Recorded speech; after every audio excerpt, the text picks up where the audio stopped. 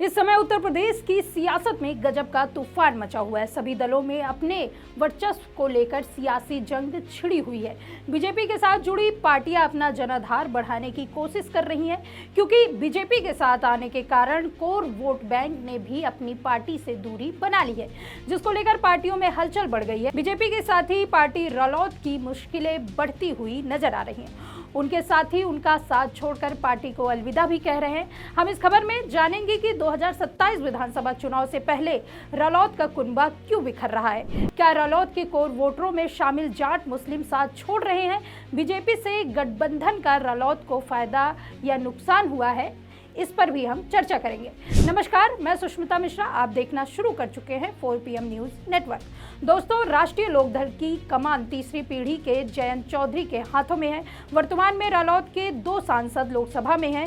खुद जयंत राज्यसभा में सांसद और केंद्र में मंत्री हैं। यूपी विधानसभा में पार्टी के 9 विधायक हैं। पार्टी के एक विधायक को यूपी मंत्रिमंडल में जगह मिली है। वहीं विधान परिषद में भी पार्टी के एक सदस्य हैं। सांसद विधायकों की संख्या के लिहाज से रालोद प्रदेश की चौथी पार्टी है। हालांकि रालोद में सब कुछ ठीक नहीं चल रहा है। बीजेपी से गठबंधन और हाल ही में लोकसभा से पास किए गए वक्फ संशोधन बिल को लेकर मुस्लिम नेताओं में नाराजगी है।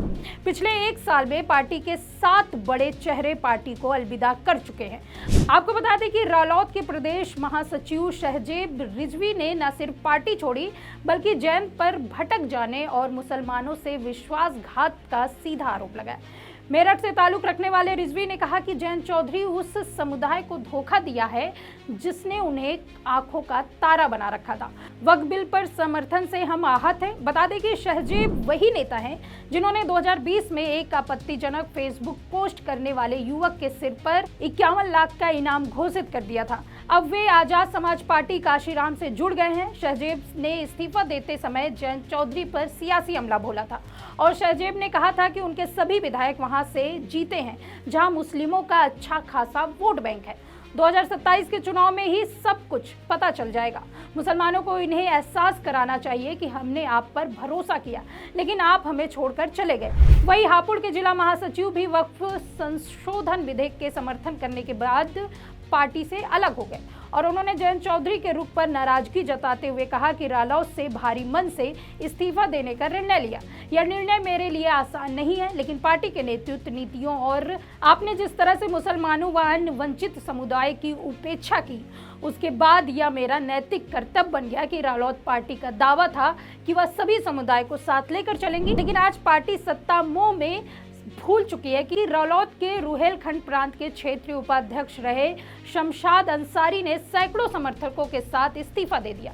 वे भी वक्फ विधेयक के समर्थन से नाराज थे और उन्होंने इस्तीफा देते वक्त कहा था कि जयंत चौधरी की धर्मनिरपेक्ष राजनीति के कारण बड़ी संख्या में लोग रालोद से जुड़े थे, लेकिन वक्फ संशोधन विधेयक पर पार्टी के रुख से मुस्लिम समाज खुद को ठगा हुआ महसूस कर रही है।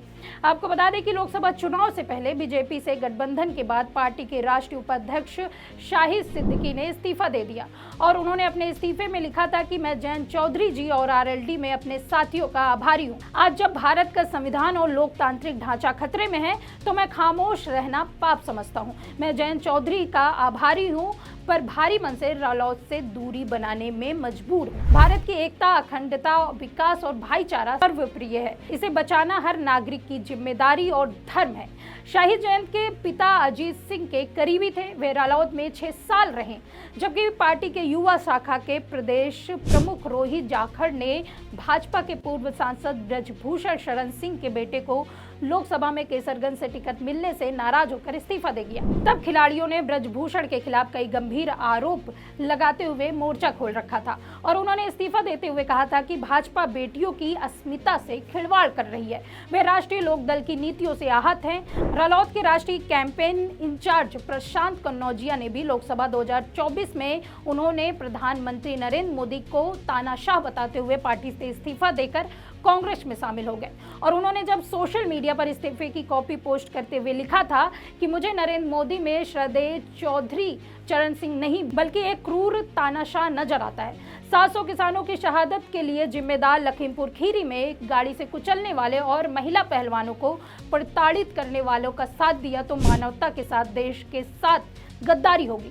और उन्होंने जयंत चौधरी को कम उम्र में बड़ी जिम्मेदारी देने के लिए धन्यवाद दिया।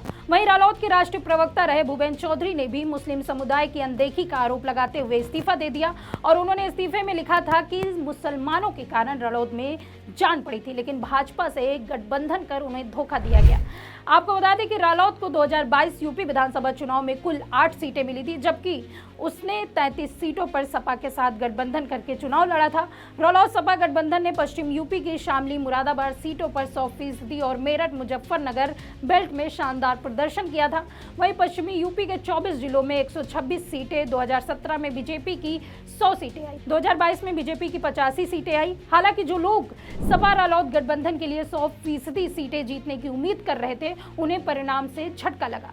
रालोद सपा गठबंधन को 41 सीटें ही मिली। इसमें रालोद की सिर्फ 8 सीटें थी। रालोद ने बाद में 1 सीट उपचुनाव में जीता था। वहीं जाट वोट बैंक की अब बात करते हैं। पश्चिमी यूपी की 14 लोकसभा सीटें हैं, 76 सीटों पर 15% से ज्यादा और 24 सीटों पर 30% से ज्यादा जाट वोटर हैं।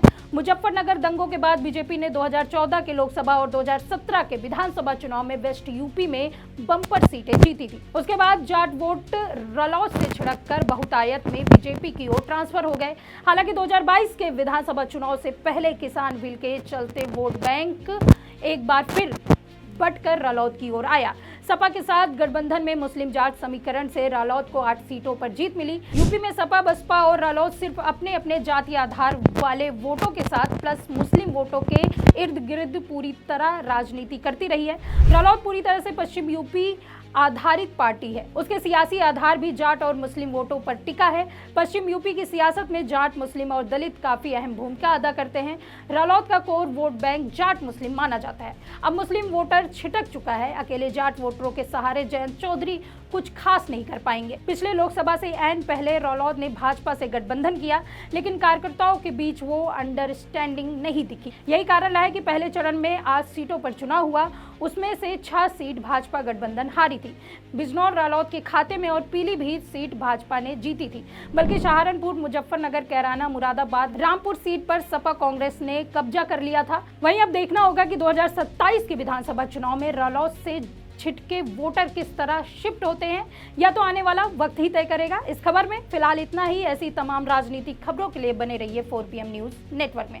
मैं सुष्मिता, नमस्कार।